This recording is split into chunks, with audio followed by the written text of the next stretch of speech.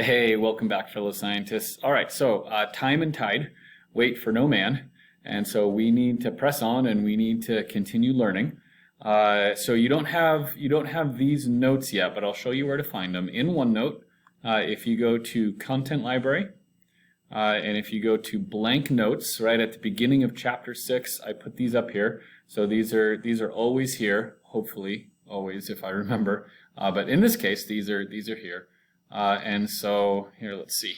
Maybe using the tablet isn't going to work. Yep, there we go. So if we scroll down, and these are not necessarily in order because these are from last year when I posted them. So the last muscle diagram that we had was the abs, right? So you should have that on the back of that packet where we did the arm and the thoracic region, anterior and posterior, and the origin and insertion, right? So it should be on the back of that. That was the last one you had. So now we're going to do the leg, both upper leg and lower leg, posterior and anterior. We're going to learn some selected muscles from that group, and then that'll be it for the muscles that you have to memorize. So that's where you can find the notes printed off if you can. If not, you can copy this page into your notebook, and you can mark it up and write on it and take notes on it. If you copied into your notebook, you can't mark it up if it's still in the content library. So just copy paste. You guys are smart. You can figure out how to do that. And then in terms of quizzes. Right, so we first period, you guys don't know this, but fifth period voted that they didn't want the origin insertion quiz without a word bank, without getting feedback on their first origin and insertion quiz. And so that was supposed to happen this Monday. I was supposed to give you back your quiz, and then you were supposed to study it over Thanksgiving weekend, and then when we came back from Thanksgiving break, then that next Monday, then we would have the origin insertion quiz. Without the word bank. But obviously I still have your quizzes. That hasn't happened. So hopefully when we come back on the 30th on Monday, I'll give you your quizzes. We'll do a little bit more physiology. I have a fun extension for the Muscle Up Lab that we're going to do. So wear some athletic type clothing for Monday the 30th. Because we're going to do a little extension, like I said, of the lab. So I'll give you the quiz back, and then you'll have a couple days to study. And then on Thursday, then we'll have the quiz, origin and insertion without the word bank, and then abs with the word bank, right? And then the next quiz will be abs without the word bank, and then muscles of the anterior posterior leg with the word bank. And then we might have a quiz, or we might just be looking at a test. We definitely want to get a test in before Christmas break. I think that the way it's going to work out is that we will just have on the semester 1 exam, we'll just have chapter 1 and 3.5, right? So general anatomy and then tissues, and then we'll have the skeletal system, and then we'll have the muscular system. So chapter 5 and chapter 6. We'll still start, before we take the semester 1 exam, we'll still start the nervous system, but none of that content will be on the semester 1 exam. So that's kind of looking very, very far ahead into the future. And of course, as the Bible says, if God wills, right, we plan, right, we hopefully are in God's will and are submitting our plans to the Lord and doing it for His honor and glory. So if the Lord wills, if the Lord allows us, that's the plan. That's the plan in the future going forward. So go ahead, figure out how you're going to take notes. I am going to, of course, switch to, there we go, notebook software. So let me get my little cheat sheet right here. You guys know I can't spell, so I'm sorry. So here we go. What color should I use? Okay, black. Perfect. That's my favorite color as well. All right, so muscles of the posterior leg. So we're going to start with this muscle right here, which is the gluteus medius, not minimus. I may have mistakenly, when we were going through general muscle terms, said minimus. This is not minimus. This is medius, like medial, like towards the center line of the body. So gluteus, G-L-U-T-E-U-S, medius, M-E-D-I-U-S. So I apologize if I made that mistake before. Sometimes I just get on a roll and I don't. I think I know more than I actually do. It's a flaw. So then this one, of course, is gluteus maximus. Everyone knows that. Gluteus gluteus maximus. This next line right here, inner thigh, is called the adductor, right? That makes sense because it's bringing it closer to the midline of the body. Adductor magnus.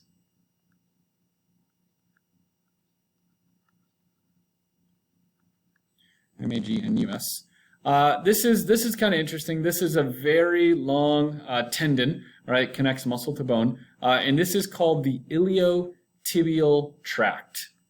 I-L-I-O-T-I-B-I-A-L, tract. Iliotibial tract. And so that accounts for some injuries, and maybe you've injured your iliotibial tract before, or maybe you've had your iliotibial tract taped with KT tape, or I think it's KT tape. I don't know. I forget. See, I think I know more stuff than I do, and I actually don't. All right. So these next three muscles right here, these are all part of the hamstring group.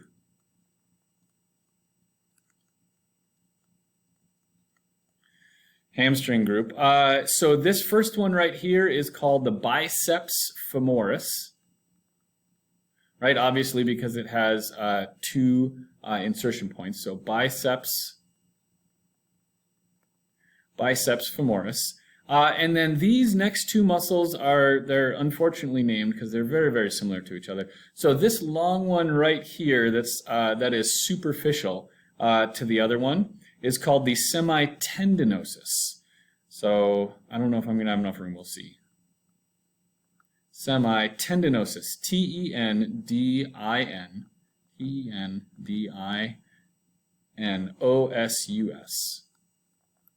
Semitendinosus. And then this one, which is kind of like more of like a sheet, right, of muscle, and you can see it kind of behind the semitendinosus. So this is semimembranosus, right? And that's a fairly descriptive name because it's kind of like a membrane. It's kind of like a covering. It's flat. Or it's more like a sheet, right? So semitendinosus and then semimembranosus is deep to semitendinosus. So E-M-B-R-A-N-O-S-I-S. Semimembranosus. S-E-M-I-M-E-M-B-R-A-N-O-S-I-S. Semimembranosus. And then the last muscle we're going to learn for the posterior leg is your calf muscle, one of the most famous muscles in the body. It has a pretty cool name. It's called the gastrocnemius. G-A-S-T-R-O-C. Gastroc. N-E-M-I-U-S. Gastrocnemius. Everybody's thinking, Mr. Leo, I did not think that your handwriting could get any worse. You have proven me wrong yet again. I know. I'm sorry. Bear with me. It's okay. All right. So those are the muscles of the posterior leg. And then moving on to muscles of the anterior leg. I really like having...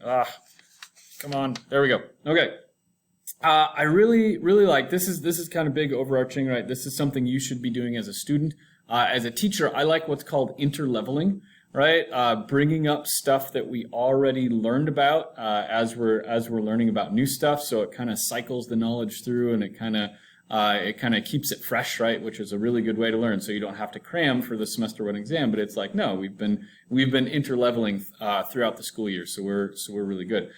So all that to say that on this diagram, I would like you to be able to name the bones as well as the muscles, right? Which should be really easy.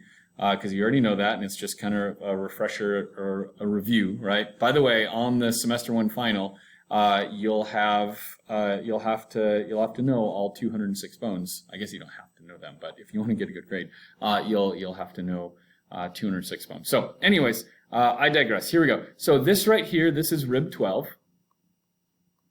Rib 12, but you guys probably already knew that. Of course, this is attached to this vertebra right here, which is T12, right? And then if we go down, then it's L1, L2, L3, L4, and then this guy right here is L5. So that's anatomically correct, so that's great. Let's see. This, we're not going to learn. This guy, we're not going to learn. This right here, this is the ilium. is it 2 L's? I-L-I-U-M. I don't think it's 2 L's.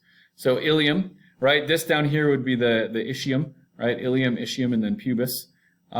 Next two lines, we're gonna learn these. So this first line right here is called the psoas major. S-O-A-S, psoas major.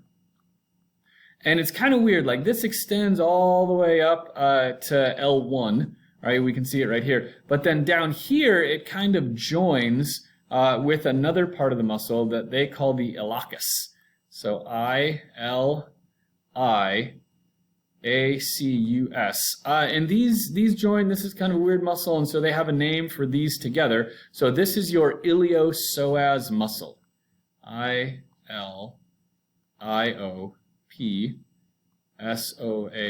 Iliopsoas muscle. So I'd like you to know all three of those, right? Let's see, and then this line we don't really care about. This one right here, this is one that we already know. This is the gluteus medius. So gluteus medius. This one we're not going to learn. This one, this is kind of a cool one. So this is the sartorius muscle. S-A-R-T-O-R-I-U-S, sartorius. Or is it A-S? Oh, I think it's A-S. I-A-S, sartorius. And this muscle, the sartorius, is notorious because it is the longest muscle in the human body. It has that reputation. So sartorius, notorious, longest muscle in the human body. We're not going to learn any of these because that would be confusing. These next three, these all together kind of as a group, these make up your quadricep group. Okay, so this first one, this superficial one, this is rectus femoris.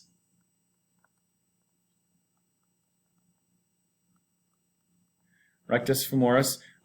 This one that is deep to rectus femoris is vastus lateralis because it's lateral, right, to rectus femoris.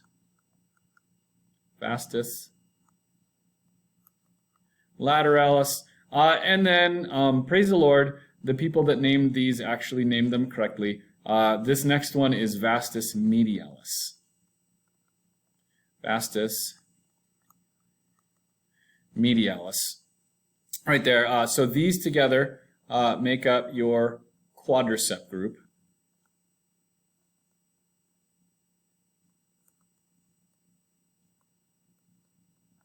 Quadricep group. Perfect. And then we won't learn that. This, of course, is your patella. Right? And this, what this does, this acts as, you know, on like a seesaw, right? How the pivot point is in the middle, right? So the fulcrum is in the middle, right? This patella acts as a fulcrum for your knee and for your quadricep group, for specifically your rectus femoris, to pivot on, to swing your lower leg. So that's pretty cool. If we get to go to the cadaver lab, then Jason Albright will give us more information on that. But patella acts as a fulcrum, as a pivot point for your lower leg. That's why it's there. That's why it's encased in tendon. And then this guy right here is the patellar tendon. Patellar. Oh, now that I'm looking at it though, it looks like a ligament. Oh, I need to go back and I need to look at that. We'll say tendon because that's what I have written down. But I might amend my comments when we get back into face-to-face instruction. And this is actually, if you've ever had a reflex test, this is what the doctor hits with their little hammer, which creates the knee-jerk reflex, which we'll learn about in our next unit when we talk about the nervous system, and we'll learn about reflexes and everything like that. So all of these words will be on a quiz in the future after Thanksgiving and before Christmas. When exactly that will be, I'm not sure. What exactly that form will take, I'm not sure. But we'll trust in the Lord because He knows exactly what we need. So keep that thought in your mind. Enjoy your Thanksgiving with your family. This has been Mr. Leo. Thanks for watching, and I will see you.